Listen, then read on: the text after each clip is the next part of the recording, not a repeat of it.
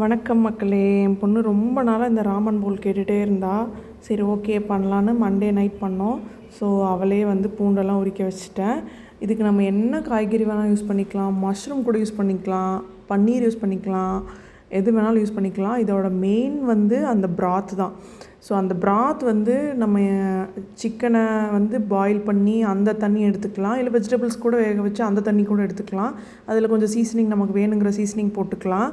நான் வந்து இன்றைக்கி மேகியில் அந்த ஸ்டாக் க்யூப்ஸ் இருக்கும் அதுதான் யூஸ் பண்ணேன். இது எப்போயாவது ஒரு தடவை யூஸ் பண்ணிக்கலாம், ஏன்னா அதுலேயும் ப்ரிசர்வேட்டிவ்ஸ்லாம் இருக்கும்.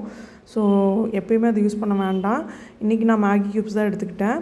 ஸோ நமக்கு வேணுங்கிற வெஜிடபிள்ஸ் எல்லாமே சாட்டே பண்ணிவிட்டு அந்த ப்ராத்தை ரெடி பண்ணி வச்சிட்டோன்னா நம்ம வந்து அந்த நூடுலில் வந்து ரெடி பண்ணிக்கலாம்.